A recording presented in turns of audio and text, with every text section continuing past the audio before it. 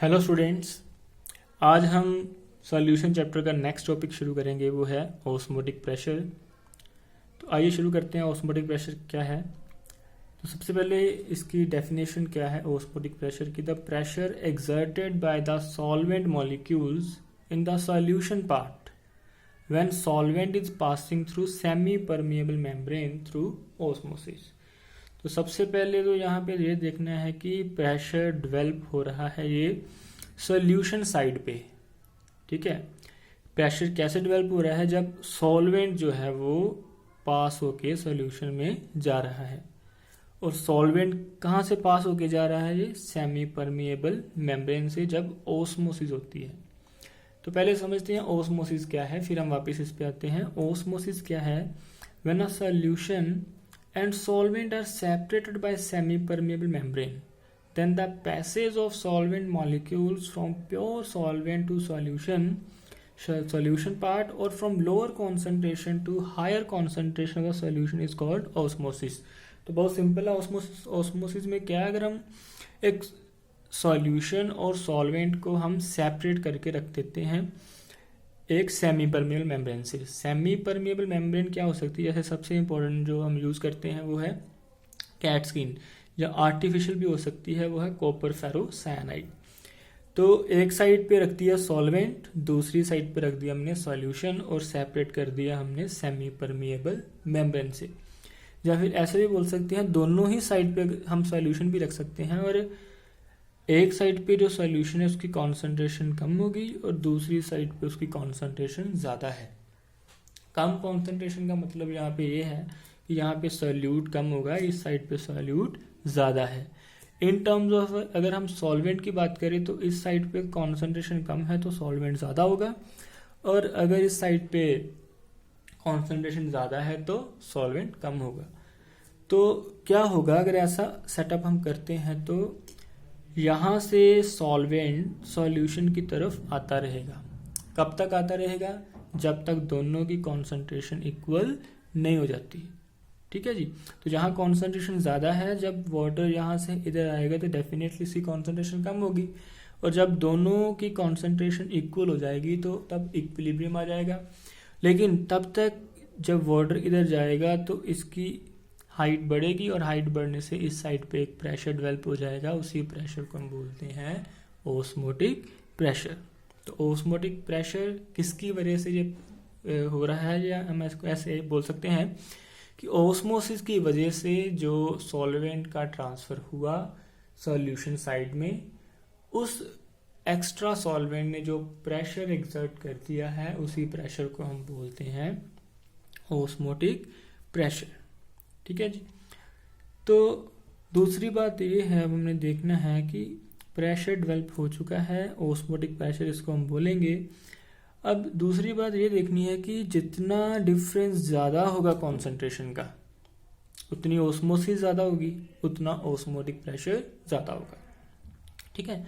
तो हम कह सकते हैं कि इनडायरेक्टली जो ओस्मोटिक प्रेशर इसको हम पाई के साथ डिनोट करते हैं, वो किसके ऊपर डिपेंड कर रहा है? Osmotic pressure number of particles पे डिपेंड कर रहा है। जितनी कॉन्सेंट्रेशन का डिफरेंस ज़्यादा होगा, कॉन्सेंट्रेशन का डिफरेंस ज़्यादा मीन्स नंबर ऑफ पार्टिकल का डिफरेंस ज़्यादा है, तो मीन जितने नंबर ऑफ पार्टिकल्स का डिफरेंस ज़्यादा होगा उतना ऑस्मोटिक प्रेशर भी ज़्यादा होगा। तो it is depending upon number of particles, that is why it is a colligative property. और इसको पाई से डिनोट करते हैं, और पाई इसके इक्वल है CRT। जनरली इसको हम S लिख देते हैं, CST। यहाँ पे C क्या है? C जो है वो है मोलर कॉन्सेंट्रेशन। ठीक है, इसको हम मोलैरिटी बोलते हैं। S जो है वो सॉल्यूशन कांस्टेंट है, जिसकी वैल्यू गैस कांस्टेंट के ही इक्वल है। T जो है वो टेम्परेचर इन केल्विन। ओके।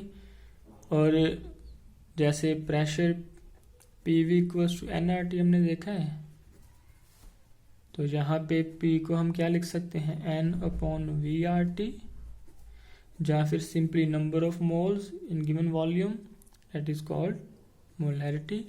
और मोलैरिटी को हम यहाँ पे लिख रहे हैं C, this is molar concentration. Pi के साथ भी लिख सकते हैं या फिर P के साथ भी लिख सकते हैं। तो ऐसे हम ऑस्मोटिक प्रेशर फाइंड कर सकते हैं। अब हम बात करते हैं आइसोटोनिक सॉल्यूशंस की। आइसोटोनिक सॉल्यूशन ऐसी सॉल्यूशन जिनका ऑस्मोटिक प्रेशर इक्वल होता है, which are equal osmotic pressure, ऐसी सॉल्यूशंस को हम बोलते हैं आइसोटोनिक सॉल्यूशन। जैसे मान लीजिए हमारे पास दो सॉल्यूशन है, एक का ऑस्मोटिक प्रेशर पाई 1 है, दूसरे का पाई 2। अगर दोनों ही इक्वल हो जाएं तो ऐसी सॉल्यूशंस को हम बोलेंगे आइसोटोनिक सॉल्यूशंस। अब पाई 1 है तो पाई 1 किसके इक्वल आएगा, C1 RT, और पाई 2 किसके इक्वल आएगा, C2 RT, क्योंकि R कांस्टेंट है, टेम्परेचर कांस्टेंट है। तो यहाँ से हमें क्या मिल गया, C1 इक्वल्स टू C2। तो सिंपली अगर किसी दो सॉल्यूशन की कॉन्सेंट्रेशन सेम है, मोलैरिटी सेम है, मोलर कॉन्सेंट्रेशन सेम है, तो हम ऐसा बोलेंगे कि उनका ऑस्मोटिक प्रेशर भी सेम रहेगा। अब कॉन्सेंट्रेशन निकालने के लिए number of moles per unit volume, अगर वॉल्यूम भी सेम है तो हमारे पास क्या रिजल्ट आ गया, जहाँ पे N1 इक्वल्स टू N2। ठीक है जी। तो मीन ऐसी सॉल्यूशन जिनके नंबर ऑफ मोल सेम रहेंगे एक फिक्स्ड वॉल्यूम में, उनका ऑस्मोटिक प्रेशर भी सेम रहेगा।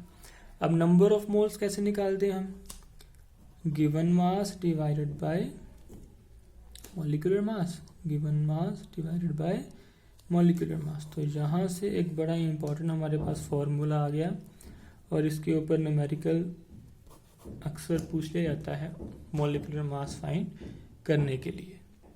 तो ये हमने याद रखना है, W1/m1 equals to W2/m2। So next हम एक न्यूमेरिकल सॉल्व करते हैं। न्यूमेरिकल क्या है, calculate the osmotic pressure of 0.01 molar solution of cane sugar at 300 kelvin. R की वैल्यू हमको दे रखी है। तो ऑस्मोटिक प्रेशर फाइंड करने के लिए बहुत सिंपल है, हमने फॉर्मूला भी सीखा है, पाई इक्वल्स टू CRT। तो कॉन्सेंट्रेशन कितनी दे रखी है हमें, 0.01, R की वैल्यू भी दे रखी है और टेम्परेचर भी दे रखा है। तो सिंपली इनको मल्टीप्लाई करना है and we will get the answer that is around this much atmosphere. So next एक और न्यूमेरिकल देखते हैं हम ऑस्मोटिक प्रेशर के ऊपर। Calculate the osmotic pressure at 273 kelvin of a 5% solution of urea. तो यूरिया की हमको 5% सॉल्यूशन दे रखी है और इसका हमने ऑस्मोटिक प्रेशर फाइंड आउट करना है। तो एक चीज़ यहाँ पे पहले आप क्लियर करो कि 5% यहाँ पे जो गिवन है, ऑस्मोटिक प्रेशर के केस में ऑलवेज आपने ये मास बाय वॉल्यूम कंसिडर करना है।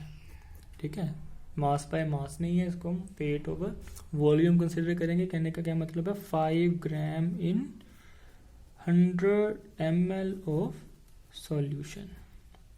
ठीक है जी। तो मोलैरिटी चाहिए हमें, ऑस्मोटिक प्रेशर फाइंड करना है, तो कॉन्सेंट्रेशन जो है वो मोलर की फॉर्म में है, तो C मीन्स मोलैरिटी फाइंड करनी है। तो मोलैरिटी पर 1000 ml में निकालते हैं, तो अगर 5 ग्राम 100 ml में है तो 50 ग्राम हो जाएगा ये 1000 ml में। ठीक है जी। तो सिंपली 50 ग्राम, तो 1 लीटर में 50 ग्राम है, तो यहाँ पे C को हम लिख सकते हैं N/VRT। नंबर ऑफ मोल्स निकालने के लिए गिवन मास को हम डिवाइड करेंगे मॉलिक्यूलर मास से, तो गिवन मास कितना है, 50 डिवाइडेड बाय 60। वॉल्यूम तो 1 लीटर हमने निकाल लिया है। R की वैल्यू है 0.0821। ठीक है, और टेम्परेचर जो दे रखा है हमें वो 273 है। ठीक है, N कैसे निकाला हमने, given mass divided by molecular mass. Given mass था 50 और मॉलिक्यूलर मास 60। तो पाई जो है वो हमारे पास सारा सॉल्व करने के बाद ये अराउंड इतने एटमॉस्फेयर आ जाएगा। सो नेक्स्ट न्यूमेरिकल जो है वो देखते हैं A 4% solution of sucrose is isotonic with 3% solution of an unknown organic substance. Calculate the molecular mass of the unknown substance. तो आइसोटोनिक दे रखी है हमें 4% सोल्यूशन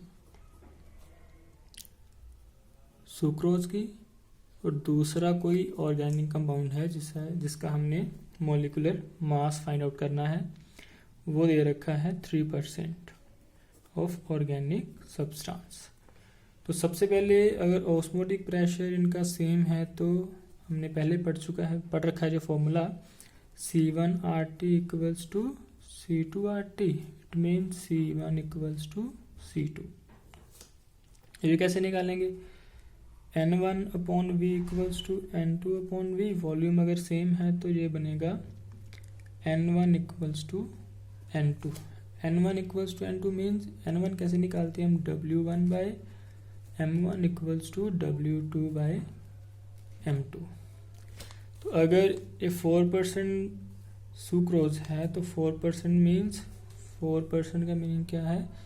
4 ग्राम इन 100 ml मीन्स 1 लीटर में हो जाएगा ये 40 ग्राम।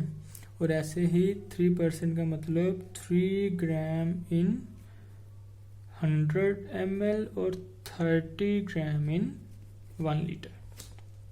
तो इस साइड हम सुक्रोज रख लेते हैं, दूसरी साइड पे है हमारे पास ऑर्गेनिक सब्सटेंस।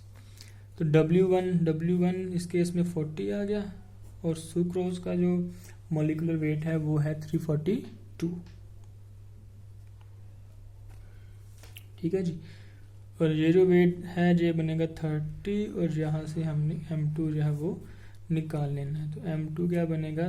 30:342 डिवाइडेड बाय 40, और यहाँ से जो M2 की वैल्यू आएगी ये है अराउंड 256.5 ग्राम पर मोल। तो ये थे कुछ न्यूमेरिकल्स, और इसमें हमने जो कवर किया topic osmotic pressure. Thank you.